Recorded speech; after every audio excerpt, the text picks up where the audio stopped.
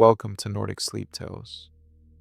This is your place to slow down, to breathe, and to rest for a while. You don't have to do anything now. You don't have to fix anything or think about anything. Just let the night hold you. Let the quiet of the north surround you. You are safe here. You are warm. And you can let go completely. Settle in. Breathe softly. And let me guide you into a peaceful night. Your story begins now. The path begins where the village ends, at the edge of the harbor. You're standing on weathered stone, ancient cobbles that have been polished smooth by centuries of feet. Fishermen heading to their boats, merchants unloading cargo, children running toward the water. But now, in the failing light of this winter afternoon, the harbor is quiet. The boats are tied secure, their masts bare, rocking gently with the rhythm of the tide. The shops and houses that line the waterfront have their shutters closed against the coming night. Thin lines of lamplight showing at the edges. Behind you, the village settles into evening. Smoke rises from chimneys, gray against a sky that's deepening toward darkness. You can hear faintly the sounds of life continuing, a door closing, someone calling a dog home, the distant clatter of dishes being washed. But these sounds are already fading, already being absorbed by the larger sound that dominates everything here. The sea. It's always present, always speaking. Right now, at this moment, it's relatively calm. The waves rolling in with steady rhythm, breaking against the harbor wall with soft crashes. The water rushing up the stones and then sliding back down with a sound like a long, slow breath. In, out, in, out. The sea breathes and the whole coast breathes with it. You're dressed for the weather. Heavy wool coat, dark and weatherproof, reaching to your knees. Beneath it, layers of warm clothing, a thick sweater, a flannel shirt, wool underthings. On your head, a knit cap pulled low. Around your neck, a scarf that you can pull up over your mouth and nose if the wind grows sharp. Your hands are covered by leather gloves worn soft with use. And on your feet, sturdy boots with good soles for gripping wet stone. In your hand, you carry a canvas bag. It's not heavy, just a few provisions. Things you'll need for the night ahead. Bread, cheese, a thermos of hot coffee, still warm from being filled just minutes ago. A few candles, matches, the essentials. You turn away from the village and face the path ahead. It runs along the coast, following the natural line of the rocky shore. In summer, this path is popular. Tourists walk it for the views, for the fresh air, for the dramatic beauty of the coastline. But now, in winter, in the gathering darkness, you have it to yourself. No one else is out here. No one else has reason to be, except you. You have a reason. You have a destination. The lighthouse. You can't see it yet from here. It's perhaps 2 kilometers away, around a curve in the coastline, past a headland of dark stone. But you know it's there. You've seen it countless times. That white tower rising from the rocks, its light sweeping across the water, across the village. A steady pulse that says, here, here, here. Safety, warning, guidance. Tonight you're going to tend that light, to keep it burning through the darkness, to maintain that ancient promise that as long as ships sail these waters, someone will watch, someone will warn, someone will guide them home. You take your first step onto the coastal path. The ground beneath your boots is a mixture of stone and hard-packed earth. The stone is exposed bedrock in some places, ancient granite, billions of years old. worn smooth by wind and rain and the passage of feet. In other places, soil has accumulated in the cracks and depressions, and tough coastal grasses grow there, bent permanently inland by the prevailing winds. To your left, the land rises, a slope of rock and scrub, climbing up to form low cliffs. To your right, just meters away, the edge drops off to the sea. Not dramatically, this isn't a cliff edge, not here, but steeply enough that you stay well clear of it. Below, the water moves against the rocks, dark and restless, flecked with white where waves break and foam. The light is fading quickly now. Winter this far north means short days, long nights. The sun set perhaps 20 minutes ago, dropping below the horizon to the southwest, leaving behind a band of pale orange that's already fading to pink, then to purple, then to the deep blue-gray of approaching night. Above, the sky is clearer, darker, and you can see the first stars beginning to emerge, faint pinpricks of light, tentative, testing the darkness before committing to visibility. You walk steadily, finding your rhythm. The path is familiar. You've walked it many times before, in all seasons and all weathers. You know where the smooth sections are, where you can walk easily. You know where to watch your footing, where loose stones might shift, where water might have made the rock slippery.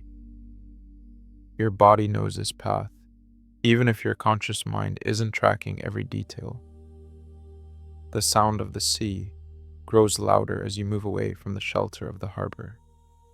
Here, on the open coast, there's nothing to block the sound, nothing to soften it. The waves are larger too, having had more room to build, more fetch across open water. They come in sets, 3 or 4 larger waves, then a few smaller ones, then larger again. This is the sea's natural rhythm, the pulse created by distant winds, by storms perhaps hundreds of kilometers away. Their energy transmitted through water, arriving here as these rolling swells. The air smells of salt and seaweed and something else, something mineral and ancient. The smell of rock meeting water, of land meeting ocean, of the boundary between 2 great systems. It's a clean smell, sharp, invigorating. Each breath you take is slightly different from the air in the village, slightly wilder, less tamed by human presence. You pass a small inlet where the sea has carved into the rock, creating a narrow channel. At high tide, water fills this channel, rushing in and out with dramatic force. But now, with the tide somewhere between high and low, the water only reaches partway in, surging forward with each wave, then retreating, leaving the dark rocks glistening wet, draped with kelp and bladderwrack. Small pools remain in depressions in the rock, each one a miniature world. Sea anemones, small crabs, perhaps a trapped fish waiting for the tide to return. You pause for a moment, looking down into the inlet. Even into the dimming light, you can see the water's movement, the way it pulses and swirls, the way it finds every crack and crevice, the way it never stops working, reshaping stone grain by grain, molecule by molecule. The sea is patient, it has all the time in the world. You continue walking. The path climbs slightly here, rising to navigate around a section where the rock is too broken, too unstable for safe passage at sea level.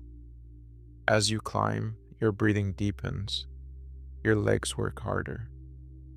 It's not a difficult climb, the path is well maintained, with steps cut into the stone where needed.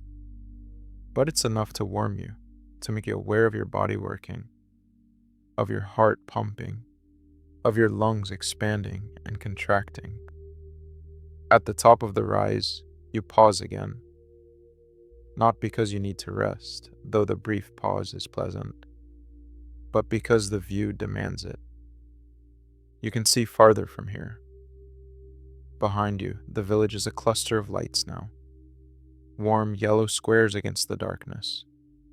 The harbor is barely visible, just a vague shape, the boat's masts like scratches against the sky.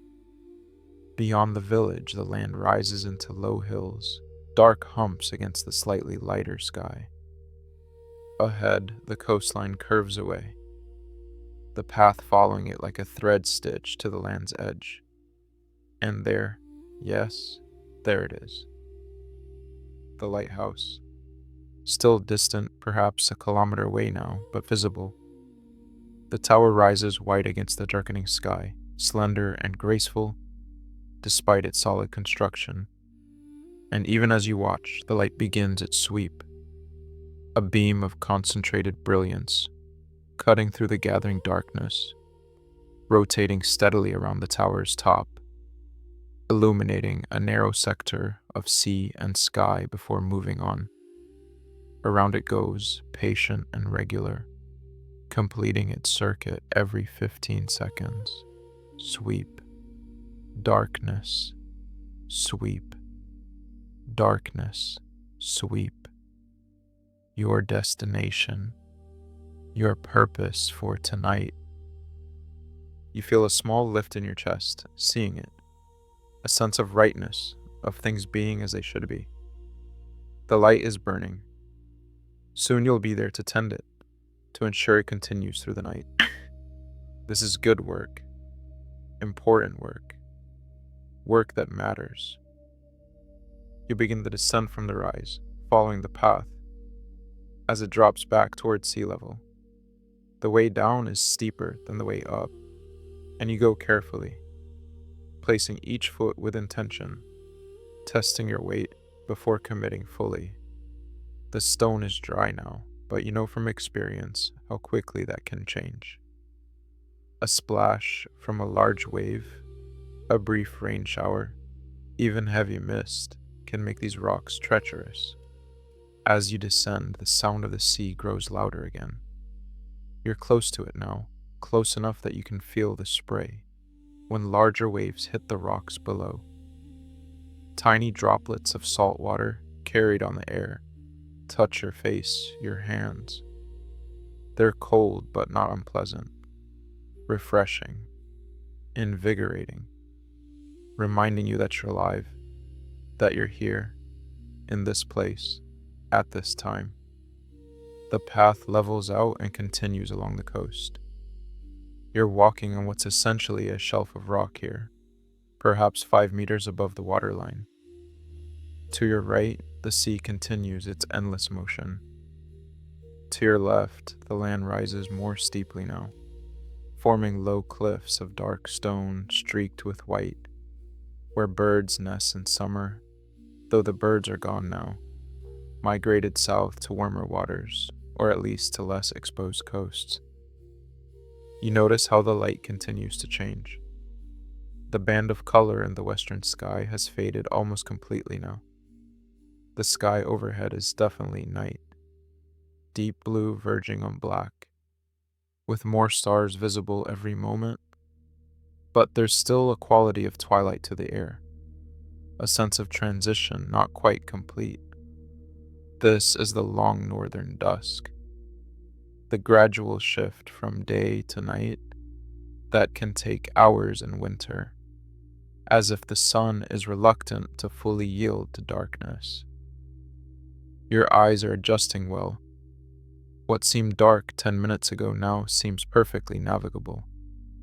You can see the path clearly, can distinguish stone from earth, can make out the shapes of rocks and plants.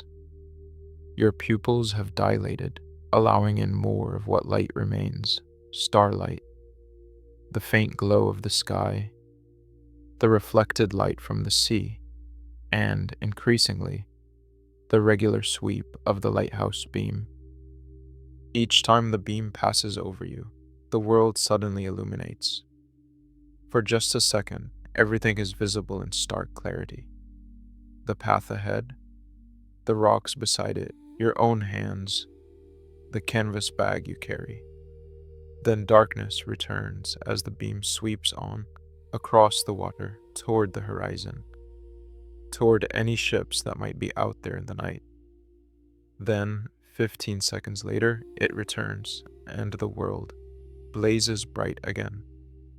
You begin to time your walking to the light, not consciously, but naturally, your body falling into rhythm with it. Walk in darkness, wait for the light. See the path ahead. Walk while you can see. Then darkness again, and you pause, waiting. It becomes a kind of meditation, this alternation of light and dark, movement and stillness. The path curves right, following the coastline around a small point. As you round it, the lighthouse suddenly seems much closer. It stands on its own small promontory, a rocky outcrop that juts into the sea, connected to the mainland by a narrow neck of land. The tower rises from the highest point of this outcrop, perhaps 20 meters above sea level, giving the light maximum reach across the water.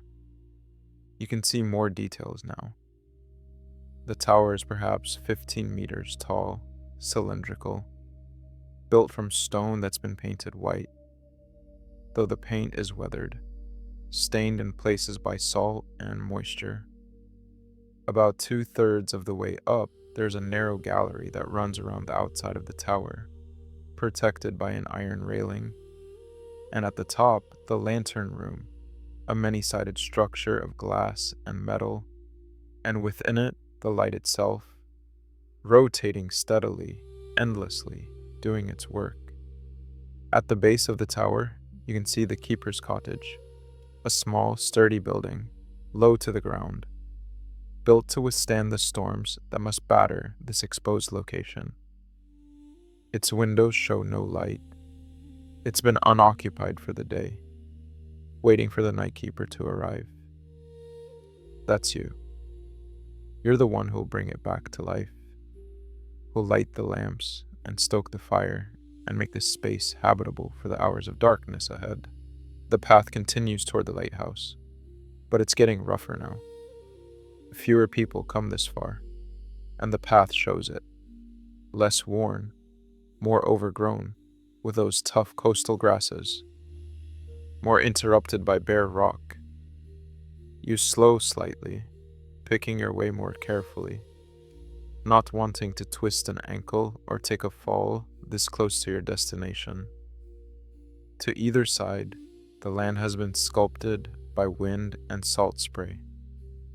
The plants that grow here are survivors, low-growing, tough, adapted to harsh conditions. There are cushions of sea thrift, their leaves tight against the ground, their summer flowers long gone. Patches of moss cling to sheltered spots in the rocks, bright green even in the dim light. And everywhere lichen, crusts of orange and gray and white, growing so slowly that some of these colonies might be decades old, slowly dissolving the stone they grow on, turning rock into soil grain by grain. The lighthouse beam continues its sweep, and you realize you've come to rely on it. Even though your night vision is good now, the regular illumination every 15 seconds has become comforting, reassuring. It tells you you're nearly there. It tells you the light is working properly, that the mechanism is functioning. It tells you that all is well, that the lighthouse is doing what it was built to do. You reach the neck of land that connects the promontory to the mainland. It's narrow here, perhaps 10 meters across, with steep drops to the water on either side. The waves have access to both sides, and they attack with enthusiasm, throwing spray high into the air, creating a constant background roar that's louder than anything you've heard so far tonight. The rock here is wet, slick with spray, and you slow even more, taking each step carefully, feeling for secure footing before shifting your weight. The wind is stronger here too, with nothing to block it. It comes in off the sea, cold and steady, and you're grateful for your layers, for your coat and scarf and hat. You lower your head slightly, pushing into the wind, crossing this exposed section as quickly as safety allows. Then you're across, onto the promontory proper, and the land rises around you slightly, offering some shelter from the wind. The path continues, climbing toward the lighthouse, and you follow it, your heart lifting as you approach your destination. The keeper's cottage is to your right as you climb. It's built low and solid, its roof covered with slate, its walls thick stone that's been whitewashed like the tower. A small chimney rises from one end. You'll be lighting a fire there soon, sending your own column of smoke up to join the beam of light. The cottage has 2 windows on this side, both dark now, and a solid wooden door painted red for visibility. But first, the tower. You need to check the light mechanism, ensure everything is functioning properly. Add oil if needed. The cottage can wait. The light is the priority. The light is always the priority. You continue past the cottage, following the path, as it curves around to the tower's entrance. The tower stands on the highest point of the promontory, surrounded by bare rock that's been worn smooth by weather. At its base, a red door matches the cottage door, a spot of color against the white stone, a human touch in this wild place. You reach the door and stop, setting down your canvas bag on a flat rock. You reach into your coat pocket and pull out the heavy iron key, the Lighthouse Keeper's key, entrusted to you for tonight's watch. It's cold in your hand, solid, reassuring. You fit it into the lock, turn it. The mechanism is well maintained, and it opens smoothly. The door swings inward on oiled hinges, revealing darkness within. You pick up your bag and step across the threshold, into the lighthouse tower.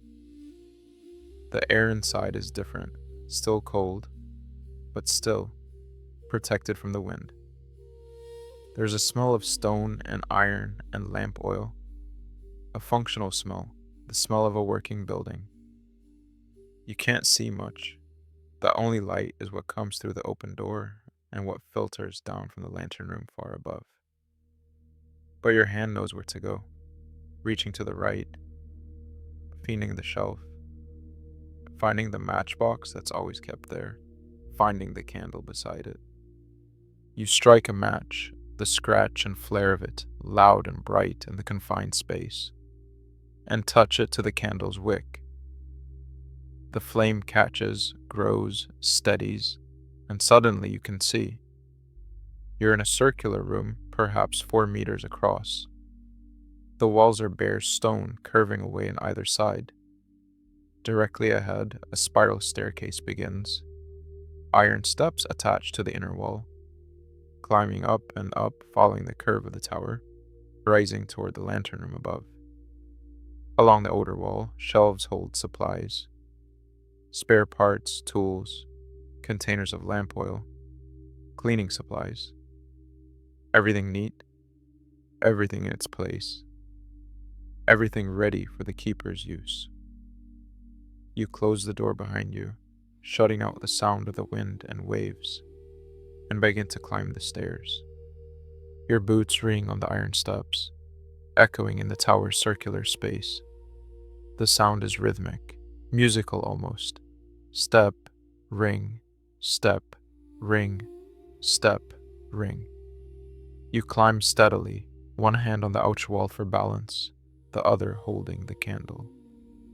The candlelight moves with you, casting your shadow huge and distorted on the curved wall, making it seem like something else is climbing with you, some giant companion keeping pace. The staircase curves around and around, following the tower's inner circumference. After perhaps 2 complete circuits, you pass a narrow window. Just a slit, really, designed to let in light and air, but not to compromise the tower's structural integrity. Through it, you catch a glimpse of the sea, dark and restless, and the sky above, now fully night, stars scattered across it like salt thrown across a black cloth. You continue climbing. Your legs are working now. This is real exercise after the coastal walk. Your breathing deepens, your heart pumps harder. But it feels good, purposeful. You're climbing toward the light, toward your work, toward the reason you're here. Another circuit, another window. The view from here is broader. You can see back toward the mainland, toward the village. Its light small and distant now. You can see the curve of the coast, dark against the slightly lighter sea.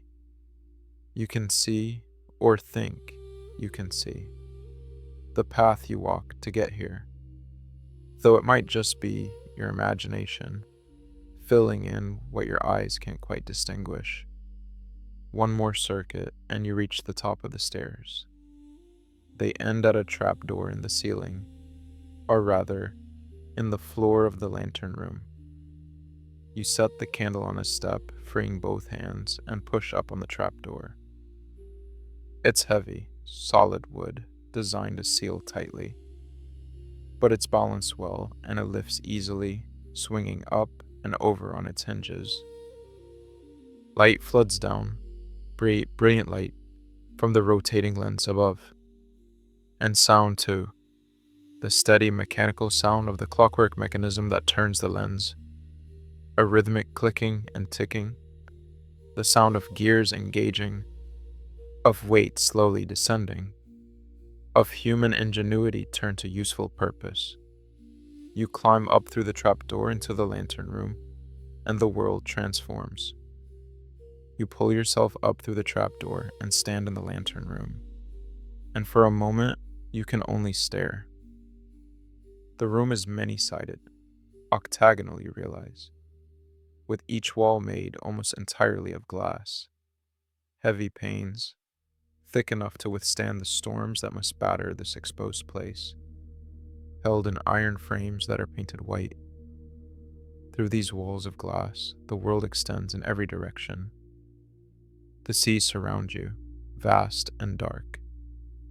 The sky arches overhead, infinite, scattered with stars. And in the distance, on every horizon, you can see the thin line where water meets sky, barely distinguishable in the darkness, but somehow present, felt more than seen. But the light dominates everything. In the center of the room stands a lens. It's a marvel of engineering, this Fresnel lens, assembled from concentric rings of prismatic glass, each one precisely cut and positioned to gather the lamplight and focus it into a single powerful beam. The lens is perhaps 1.5 meters tall, mounted on a rotating mechanism that's driven by a clockwork system, a weight on a cable that slowly descends through the hollow core of the tower, its fall regulated by an escapement that ticks with perfect rhythm. Inside the lens, the lamp burns. Not electric. This is an old lighthouse, built before electricity reached this remote coast, and it's maintained in the traditional way. The lamp is oil-fired, burning with a bright, steady flame that's magnified and focused by the lens surrounding it. The heat from the lamp rises, creating a slight shimmer in the air, making the glass above it seem to ripple and dance. And the mechanism turns, slowly, steadily, completing one full rotation every 15 seconds. As it turns, the focus beam sweeps across the sea, illuminating a narrow sector of water and sky with brilliant intensity before moving on, leaving darkness in its wake, only to return again moments later. You stand still watching this. The beam sweeps past the windows, facing the open ocean. For a moment, you're in relative darkness. Then the beam comes around, sweeping past the windows, facing the mainland, and suddenly you're bathed in light. Bright, almost blinding light that makes you squint, that turns the world outside the windows into pure black by contrast. Then it passes, and your eyes must adjust again to the dimmer illumination from the lamp itself. This is hypnotic. You could stand here for hours, just watching the light sweep round and round, marking time in 15-second intervals, creating a rhythm that seems fundamental, essential, like a heartbeat or the tide. But you have work to do. You move closer to the mechanism, careful not to touch anything until you understand its current state. The lantern room isn't large, perhaps 4 meters across, and most of that space is taken up by the lens assembly and the mechanism that supports and rotates it. But there's room to walk around it, to inspect it from all sides, and that's what you do now. You check the lamp first. The flame is burning well, strong and steady. The proper height, the proper color. But the oil reservoir that feeds it is perhaps half empty. It will need refilling before the night is through. You make a mental note. Check the oil level every 2 hours, refill as needed. This is the keeper's primary duty. Ensure the light never fails, never falters, never goes out. Next, you check the clockwork mechanism. The weight hangs suspended in its shaft, about 2/3 of the way down its travel. When it reaches the bottom, in perhaps 3 or 4 hours, it will need to be wound back up, cranking it to the top of its travel so it can descend again, driving the gears that turn the lens. Another task to remember, another part of the night's rhythm. You walk around the lens slowly, examining the glass. Each prismatic element is clean, clear, precisely positioned. No cracks, no chips, no cloudiness. This lens has been well maintained, probably for decades, probably for a century or more. The glass catches the lamplight and breaks it into rainbows. Tiny spectrums of color that appear and disappear as you shift your position. It's beautiful, this glass, beautiful and functional. Form and purpose perfectly married. The floor beneath your feet is iron, painted white like the staircase below. It's solid, reassuring, but you can feel the tower sway very slightly in the wind. Not dangerously. The tower is built to flex, to give slightly rather than resist rigidly and risk breaking. But you can feel it, a gentle movement, like standing on the deck of a ship at anchor. The sea is all around you, and the wind presses against the tower, and the tower responds with grace, bending but not breaking. Around the outside of the lantern room, accessible through a door in one of the glass panels, is the gallery. That narrow walkway you saw from below. You move to the door now, unlatch it, and step out into the wind. It hits you immediately. Inside you are sheltered by the glass, but out here, the wind is constant and strong, coming in off the sea without obstruction. It pushes against you, tries to steal your breath, roars in your ears. But you're safe. The iron railing is solid and the walkway is wide enough, perhaps a meter from wall to railing. You move to the railing and look out, and the view takes your breath more effectively than the wind does. You're 20 meters above the sea, standing on the highest point for kilometers around, and you can see everything. The sea stretches to every horizon, dark but not featureless. You can see the patterns of waves, the white of breaking crests, the way the water reflects what little light exists. To the south, the village is a cluster of warm lights, small as stars from here. To the north, the coast extends into darkness, rocky and wild, unpopulated for many kilometers. Behind you, inland, you can make out the shapes of low hills, dark humps against the star-filled sky. And above, the stars are brilliant. Without any light pollution, without any haze or moisture in the cold, clear air. They shine with a clarity that's rare, precious. The Milky Way is a river of light across the sky, countless stars too distant to distinguish individually, but together creating a luminous band that seems to support the heavens. You can see familiar constellations, Ursa Major, Cassiopeia, Orion rising in the east, and unfamiliar stars too.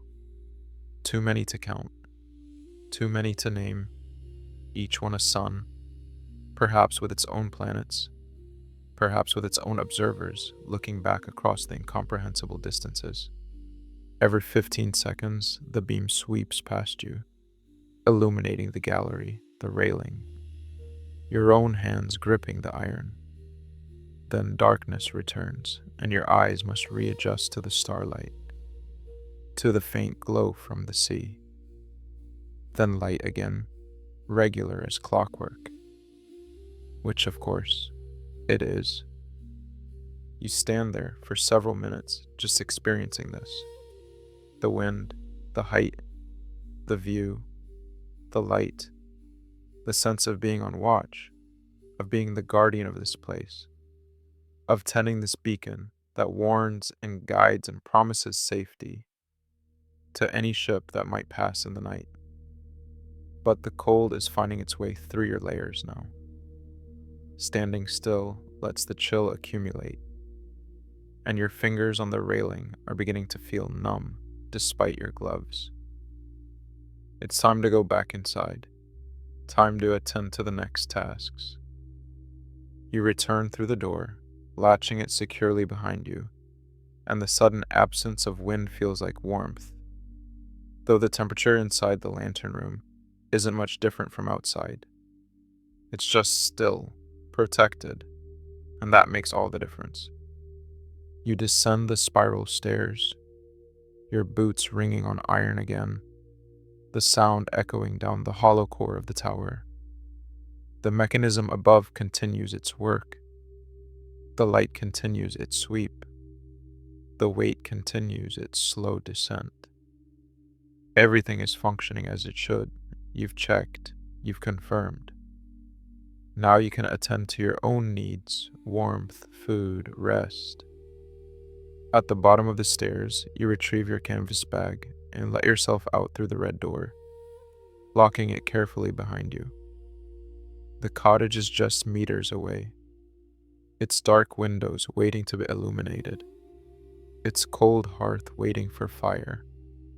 The cottage door is painted the same red as the tower door, bright even into the darkness.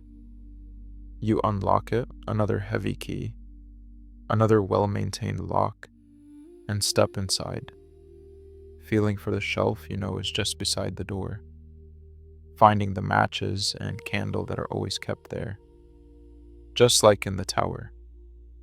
Light blooms as you strike the match and touch it to the candle, and the cottage interior reveals itself. One main room, as you expected, perhaps 5 meters by 4, with a low ceiling, low enough that someone tall would need to duck beneath the beams, but comfortable for you.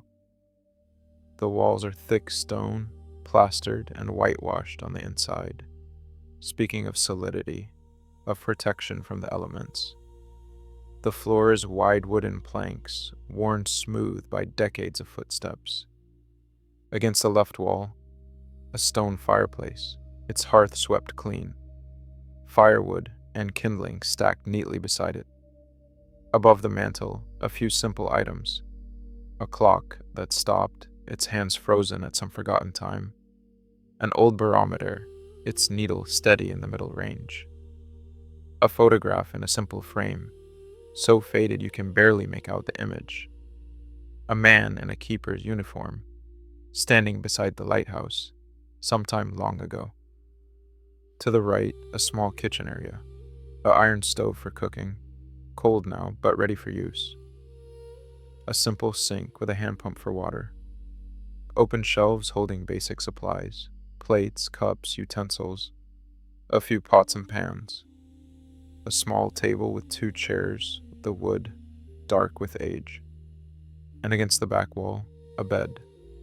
Not large, but adequate, with a simple iron frame, a mattress, and blankets folded at its foot.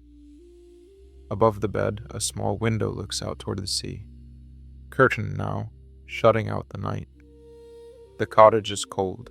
It's been unoccupied all day, and winter cold seeps through even the thickest walls. But it's dry and clean and ready. Someone has prepared it well.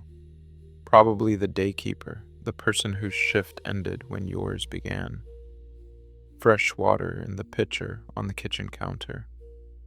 Firewood laid ready in the hearth, needing only a match. Clean linens on the bed. All is as it should be. You set your bag on the table and begin the evening's rituals. First, light. You find 3 short candles on a shelf and light them from your first candle, placing them strategically around the room, one on the table, one on the mantel, one beside the bed. The cottage brightens, fills with warm, flickering light that pushes the darkness back into the corners, that makes the space feel lived in, inhabited, human. Then, warmth. You move to the fireplace and kneel before it. The firewood is well seasoned, dry, probably birch, from the looks of it. The kindling is arranged perfectly. Thin strips of wood, probably split from larger pieces, designed to catch quickly and burn hot.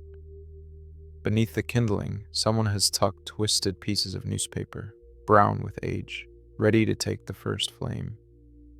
You strike a match and touch it to the paper.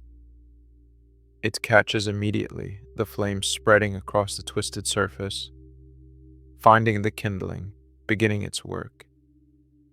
You watch carefully, ready to add more if needed, but the fire has been laid by someone who knows what they're doing. The kindling catches, flames growing, heat building. Small flames become larger ones. Soon the smaller pieces of firewood are catching, and you add a few larger pieces, building the fire carefully, giving it air, giving it fuel, encouraging it.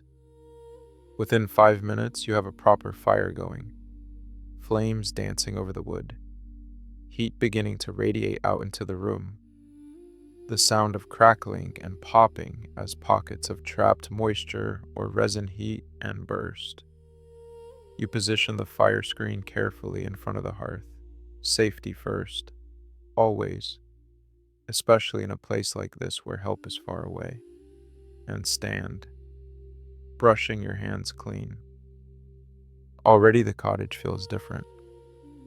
The light and warmth transform it from a cold, empty structure into something like home.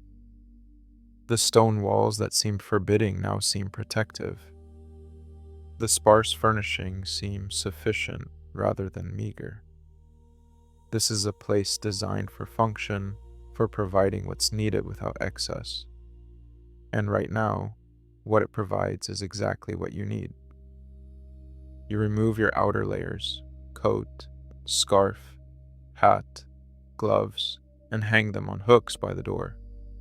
Without them, you feel lighter, more mobile, more comfortable. Your wool sweater is warm enough now that the fire is going.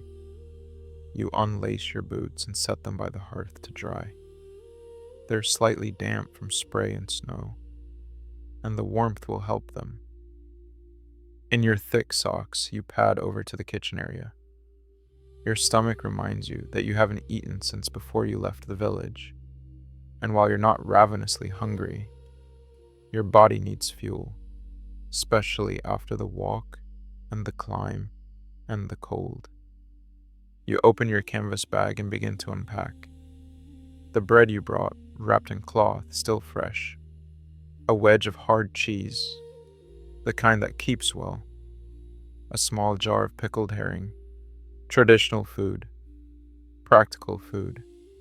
The kind that fishermen have relied on for centuries. And the thermos of coffee, still warm to the touch, though not as hot as it was.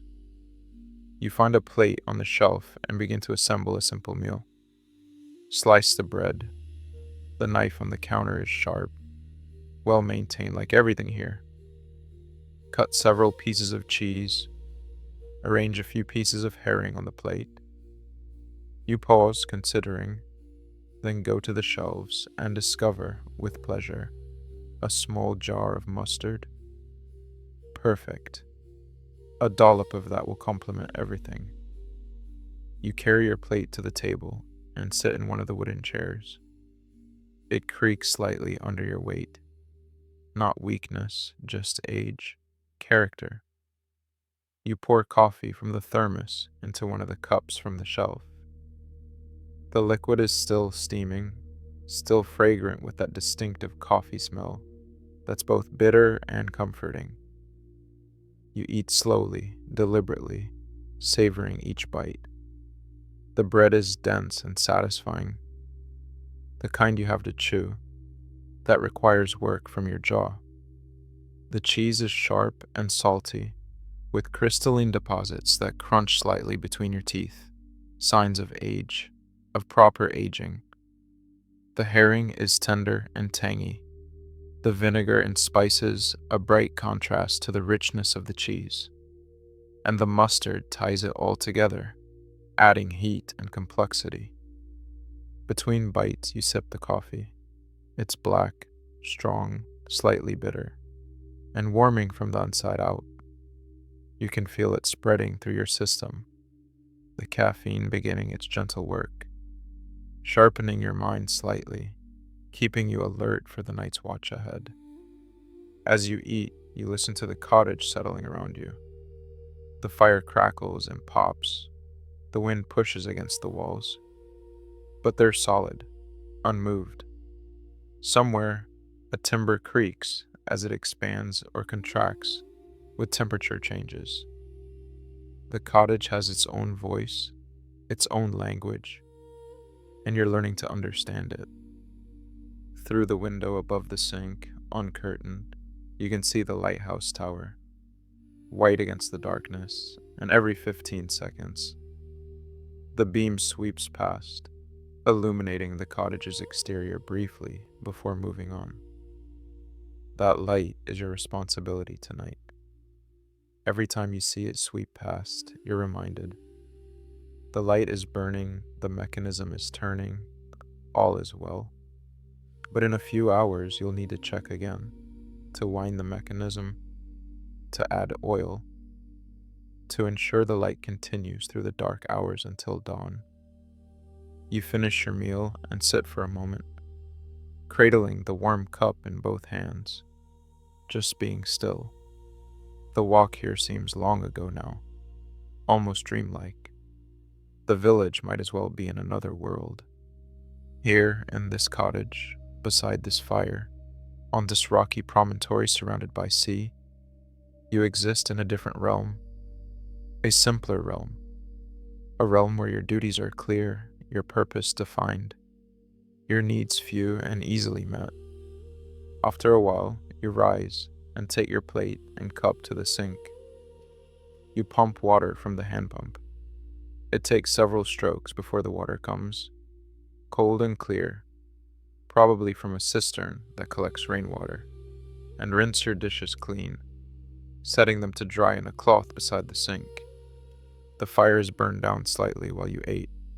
You add another log, positioning it carefully, watching to make sure it catches. The flames lick up around it, finding purchase, beginning their transformation of solid wood into heat and light and ascending gases. You move to the window above the bed and draw aside the curtain, looking out. The sea is dark, restless, continuous. Waves break white against the rocks below, sending spray high into the air. The stars continue their slow wheel overhead, and the light continues its sweep, around and around, faithful and constant, doing its work. Your work too, for tonight. You're a part of this system now, this ancient system of light and watching, of human vigilance serving human safety. It's good work, honest work, work that matters. You let the curtain fall back and turn to survey the cottage. The fire burns well. The candles provide sufficient light. The temperature has risen noticeably. The stone walls are absorbing heat, beginning to radiate it back into the space. By the time you're ready to sleep, the cottage will be comfortably warm. But that's hours away yet. You have duties first. In another hour or so, you'll need to return to the tower, to check the light, to wind the mechanism, to add oil. That's the keeper's routine. Check every 2 hours through the night. Ensure everything is functioning properly. Sleep between checks if you can. Stay awake if you must. But always, always tend the light. For now, though, you can rest. You move to one of the chairs by the fire and lower yourself into it. The wood is hard, but the angle is comfortable, and the fire's warmth reaches you immediately, washing over your face and hands, soaking into your clothes, into your skin. You let your eyes close, just for a moment, just to feel the warmth more fully, just to listen to the fire, to the wind, to the distant voice of the sea. The cottage holds you, the fire warms you, the light sweeps round and round outside, doing its work, keeping watch while you rest. You are exactly where you need to be, doing exactly what you need to do. And for now, this moment, this is enough. This is everything. Time passes into the warmth of the cottage. You're not sure how long you sit there, watching the fire, listening to its voice, feeling its warmth seep deeper and deeper into your body. The cold from the walk has been completely driven out.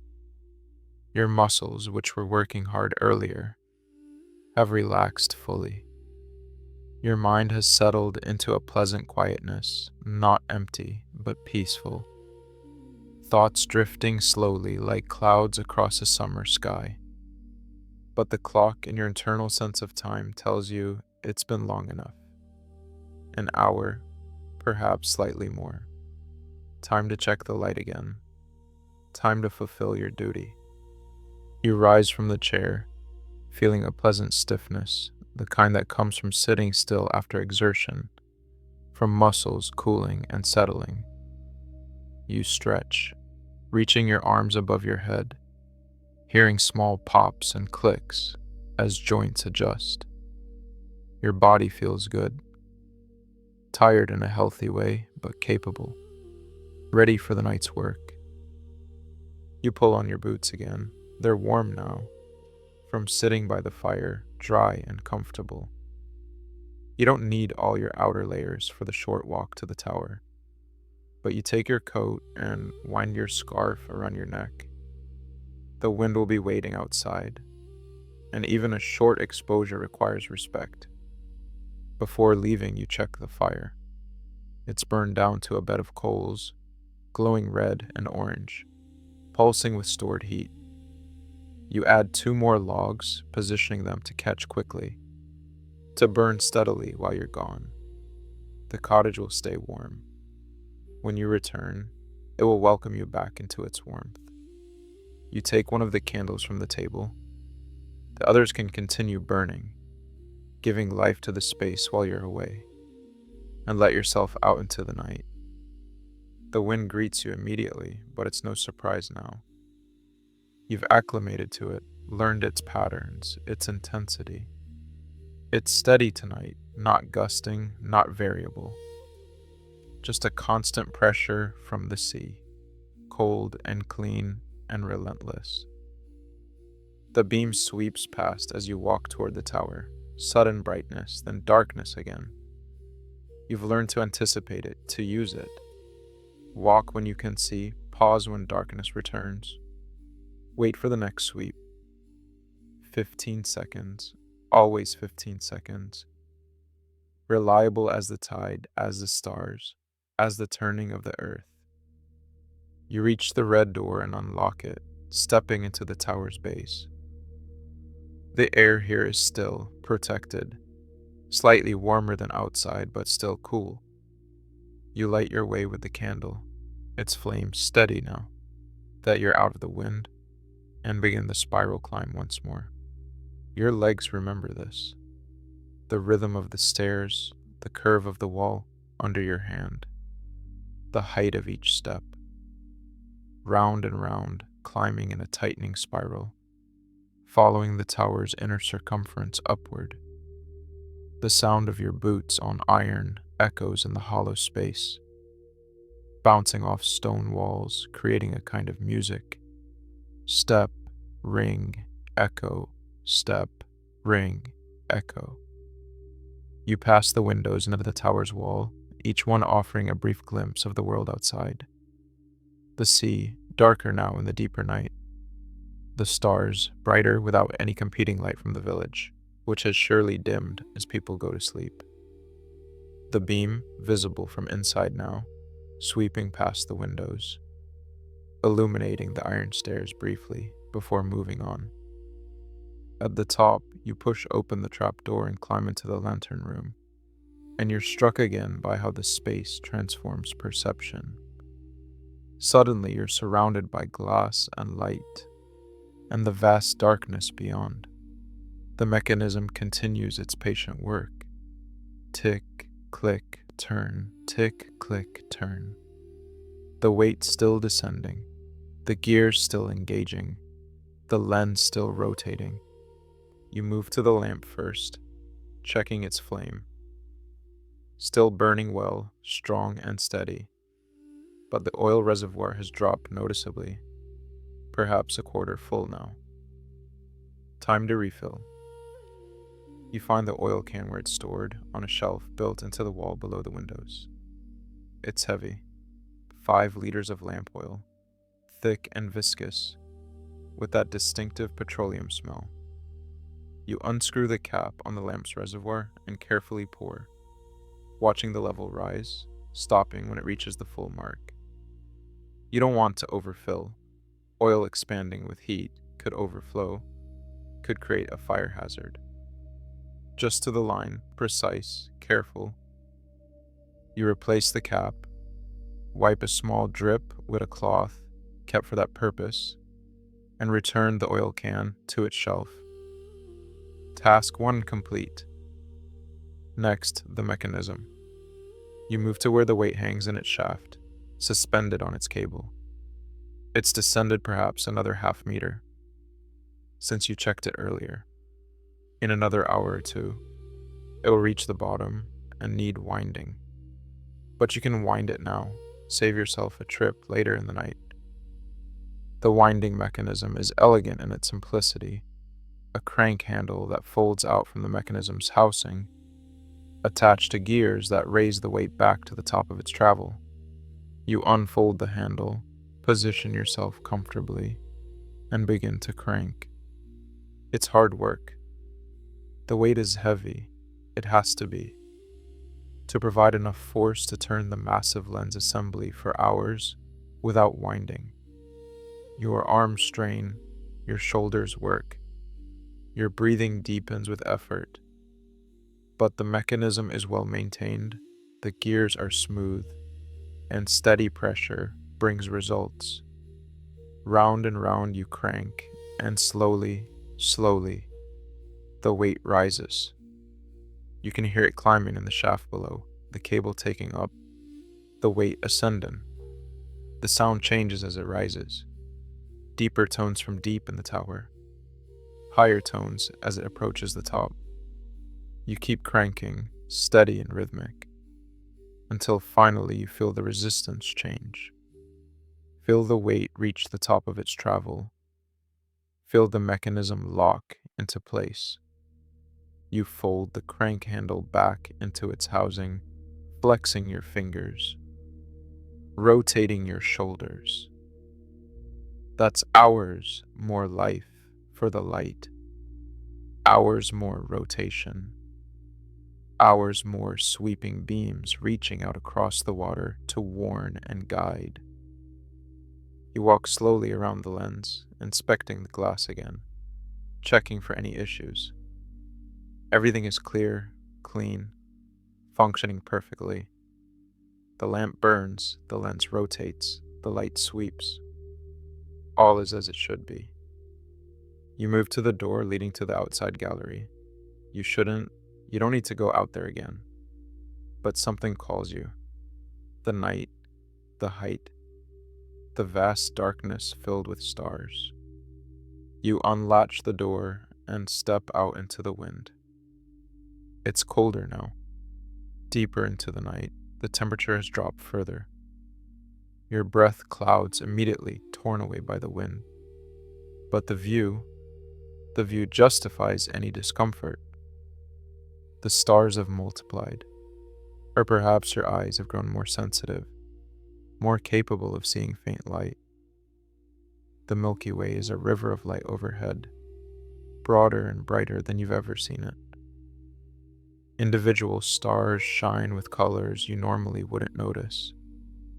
Blue, white, yellow, orange, even red, if you look carefully at the right ones. Constellations stand out clearly, but they're almost lost in the sheer abundance of stars, the background of fainter lights that fill every gap. To the south, the village has gone dark. A few lights remain, street lights perhaps, or someone still awake, unable to sleep. But most of the windows that glowed earlier are black now. The village sleeps, the world sleeps, but you're awake, keeping watch, tending the light that never sleeps. The sea below is a constant presence, always moving, always speaking. The waves come in sets, rolling toward the rocks, breaking in white foam, retreating, returning. The sound is rhythmic, almost musical. Crash, hiss, pause, crash, hiss, pause. It's the sound this coast has made for millennia. The sound it will make for millennia more. Long after you're gone, long after everyone you know is gone, long after the lighthouse itself is gone. There's something both humbling and comforting about that. Your life is brief. Your watch tonight is just one night among thousands, among tens of thousands, that this lighthouse has seen. But you're here now. You're part of the chain. You're one keeper among all the keepers who have stood in this exact spot, looking out at this exact view, feeling this exact wind, seeing these same stars. The beam sweeps past you, sudden brilliance, the world rendered in stark black and white, every detail visible for one instant. Then darkness returns, softer now, easier on your eyes. You count the seconds until it returns. 15. Always 15. You could set your watch by it if watches mattered out here, if time was measured in minutes and hours, rather than in waves and breaths and the turning of stars. The cold is working its way through your coat now, finding the gaps, pressing against your skin. You've been out here long enough. Time to return to warmth, to the cottage, to the fire that's waiting. You step back inside, latch the door securely, and take one last look at the mechanism. Everything functioning perfectly. The lamp burns, the lens turns, the light sweeps. Your work here is done, at least for the next few hours. You descend the spiral stairs, round and round, following the curve down to the base of the tower. Out through the red door, locking it carefully behind you. Across the short distance to the cottage, the beam sweeping past once, twice, lighting your way. Back inside the cottage, and the warmth envelops you immediately. The fire has burned well while you were gone. The logs you added have caught fully, flames dancing over them, heat radiating out into the space. The candles still burn on table and mantel, their flames straight and steady in the still air.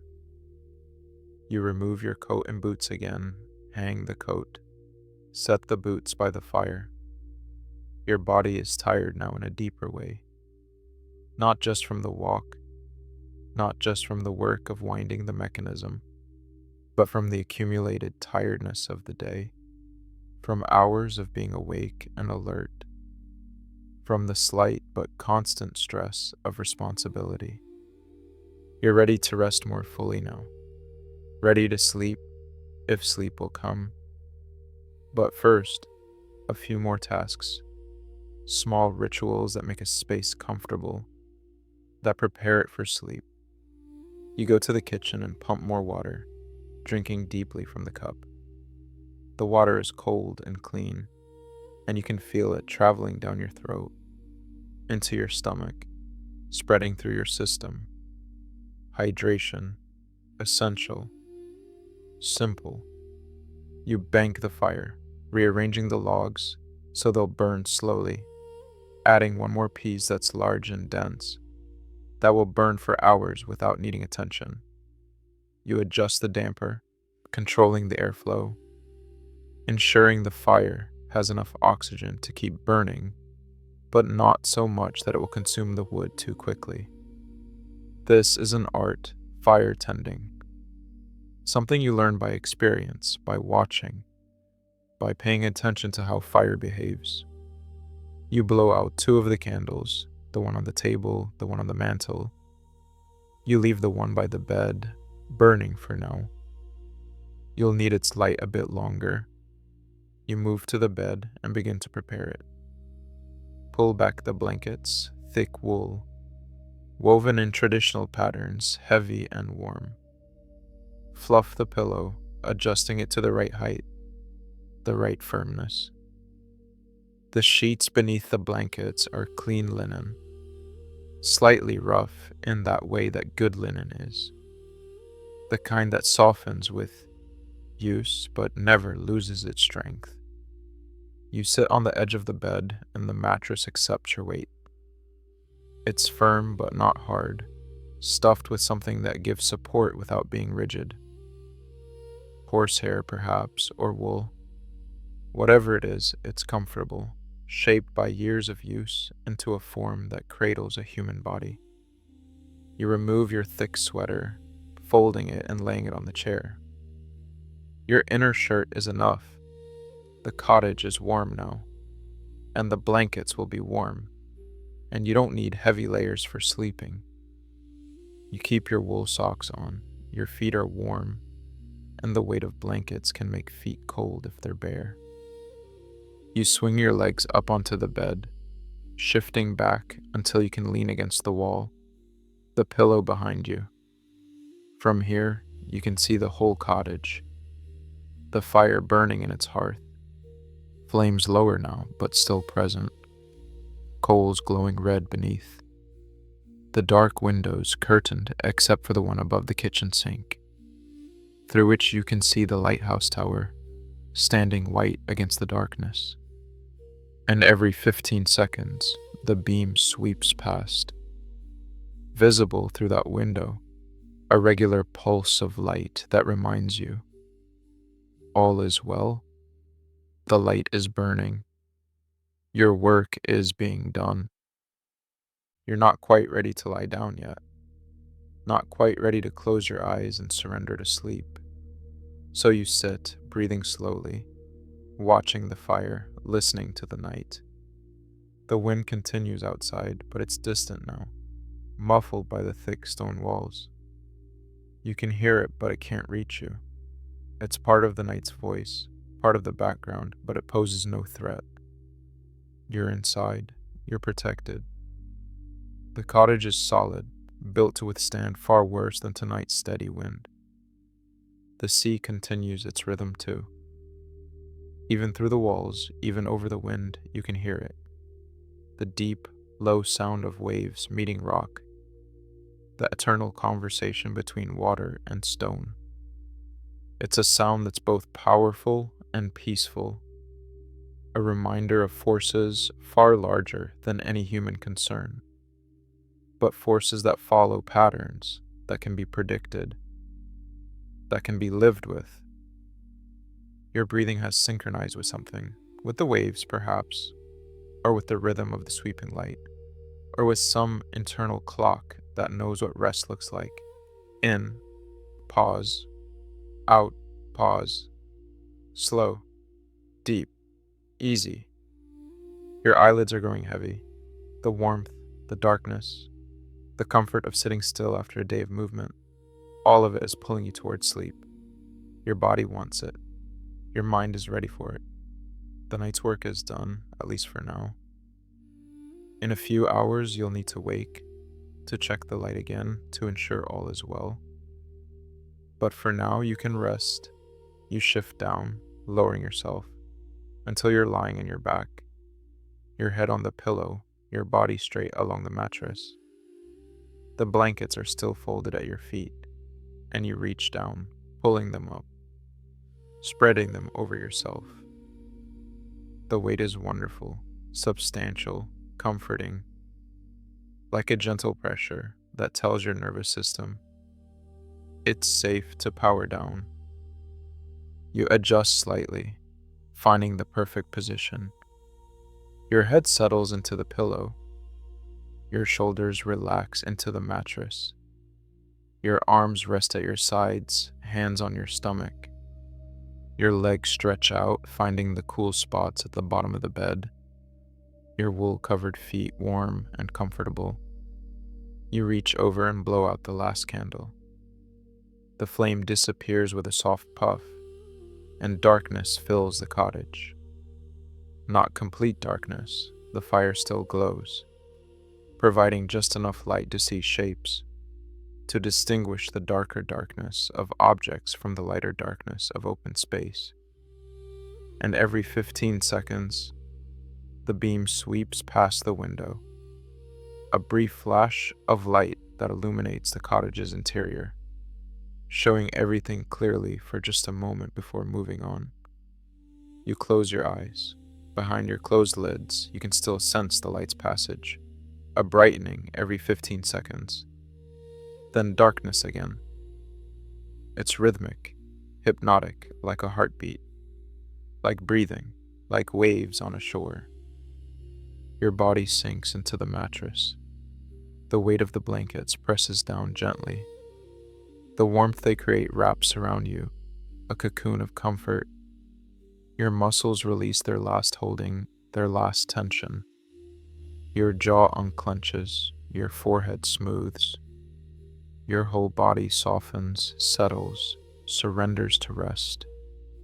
Thoughts drift through your mind, but they're soft, indistinct, dreamlike already. The walk along the coast, the climb up the tower, the lamp burning in its lens, the stars overhead, the sea below. All of it flows through your consciousness like water, appearing and dissolving, leaving no trace. Your breathing slows even more. Each breath is longer, deeper, the pause between breaths extending. In, hold, out, hold. Your body is entering the rhythms of sleep, following patterns that are older than consciousness, older than language, older than humanity itself. The fire continues to burn, providing warmth even as you sleep. The logs break down gradually, becoming coals, becoming ash. But in that breakdown, they release their stored energy, keeping the cottage warm through the cold night. The light continues its sweep, around and around, never stopping, never faltering. The mechanism ticks and clicks, the gears engage. The weight descends at its precisely regulated rate, and the lens turns, and the beam reaches out across the dark water, keeping its promise, maintaining its watch, and you drift deeper. Not quite asleep yet, but close. Very close.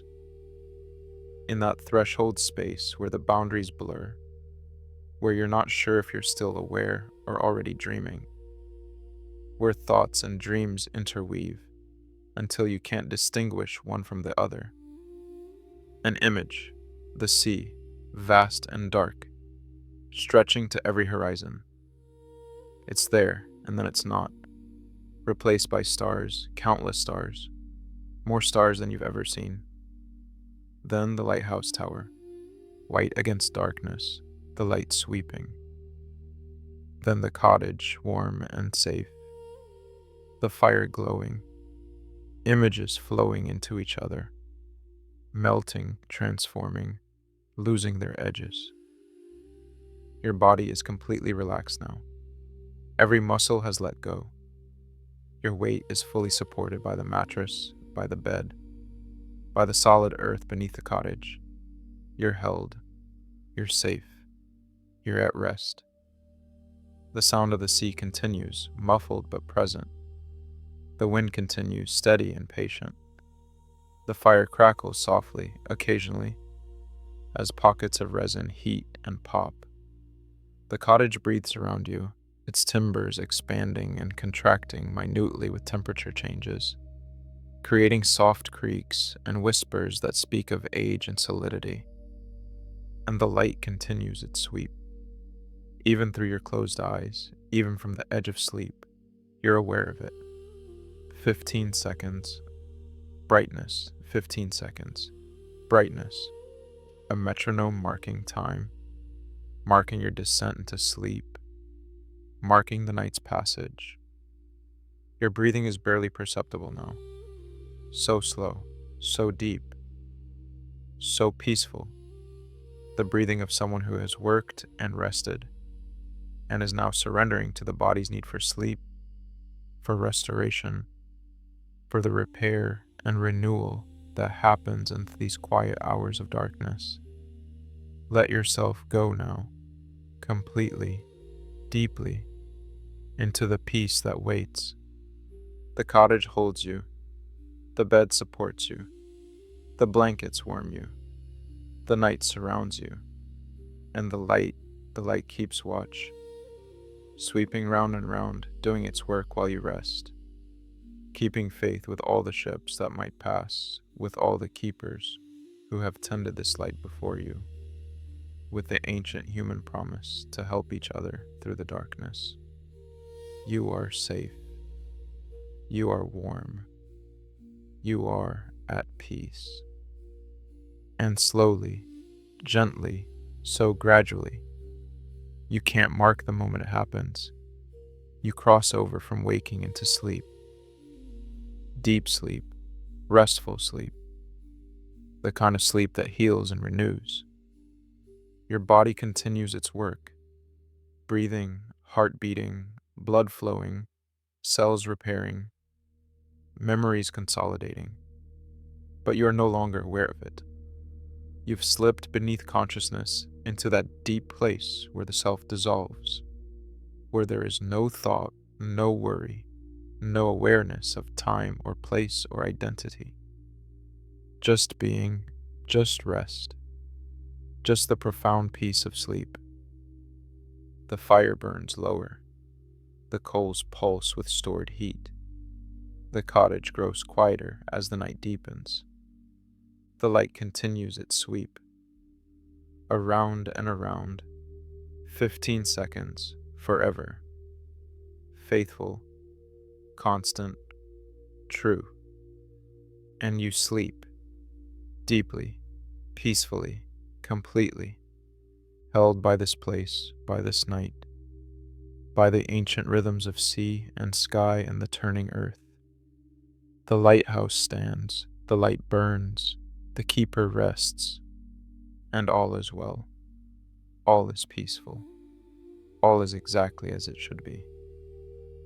The sea breathes, the stars wheel, The night continues, and you sleep, safe in this stone cottage on this rocky promontory on this wild coast, safe in the knowledge that the light burns on while you rest, safe in the ancient trust between keeper and light, between human vigilance and human need for rest. Sleep now, dream softly, let the night do its work. Let your body restore itself. Let your mind process and settle. Let everything be exactly as it is. You have done your work. You have tended the light. You have kept faith with the keeper's duty. Now rest. Now peace. Now sleep. The light will wake you when it's time. The mechanism will call you when the weight needs winding. The lamp will tell you when it needs oil. But for now, for these hours of darkness, you can rest completely. The lighthouse keeps watch. The cottage keeps you warm. The night keeps you safe. And you sleep deeply, peacefully, completely, held by the darkness that is full of stars, surrounded by the sea that never stops speaking, warmed by the fire that never stops giving, guided by the light that never stops sweeping. Sleep well, keeper. Rest deeply, dream softly, and when you wake, may the quiet of the north stay with you.